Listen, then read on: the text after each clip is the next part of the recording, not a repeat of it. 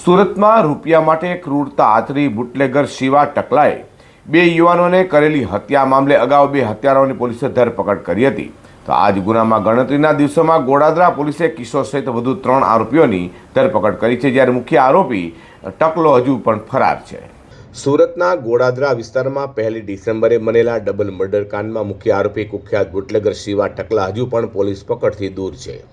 માત્ર 20,000ની ઉઘરાણી માટે 3 યુવાનોનું અપહરણ કરી લઈ જઈ લોખંડના સળિયાને લાકડાથી ઢોરમાર મારવા ઉપરાંત અસ્તરાથી વાળમૂછ કાપી અપમાનિત કરવાની ક્રૂરતા આચરનાર આરોપીઓએ શોએબ શેખ અને નાઝીમની હત્યા કરી હતી. જે ત્રીજા યુવાન ઇરશાદે માંડ જીવ બચાવ્યો હતો. બુટલેગર શિવા ટકલાની ક્રૂરતાનો અંદાજ એ વાત પરથી લગાવી શકાય છે કે તેણે માત્ર માર જ નહોતો માર્યો, પરંતુ યુવાનોને કોઈનું મોઢું બતાવવા લાયક નહીં રાખીને તેવી ધમકી આપી અસ્ત્રા વડે તેમના અડધા વાળમૂછ અને આંખની ભ્રમર પણ કાપી નાખી હતી.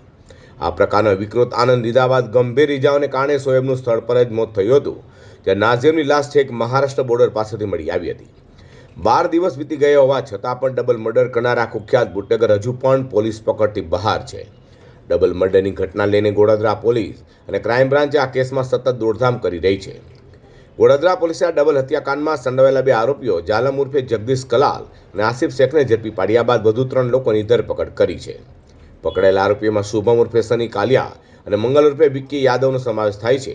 આ ઉપરાંત ગુનામાં સંડોવાયેલા એક સગીર વયના બાળ કિશોરને પણ પોલીસે દ્વારા ડિટેન કર્યો છે. જોકે મુખ્ય સૂત્રધાર શિવા ટકલા હજુ પણ પોલીસને હાથ તાળી આપી રહ્યો છે.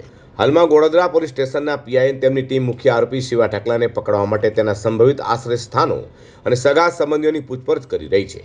શિવા ટકલા જેલના સળિયા પાછળ ન જાય ત્યાં સુધી મૃતકના પરિવારજનોમાં પણ ભયનો માહોલ જોવા મળી રહ્યો છે. સુરત શહેર પોલીસ માટે હવે શિવા ટકલાને પકડવાનો એ પ્રતિષ્ઠાનો સવાલ બની ગયો છે. આવનારા દિવસોમાં પોલીસે આ કુખ્યાત બુટલેગર સુધી ક્યારે પહોંચે તે જોવું રહ્યું.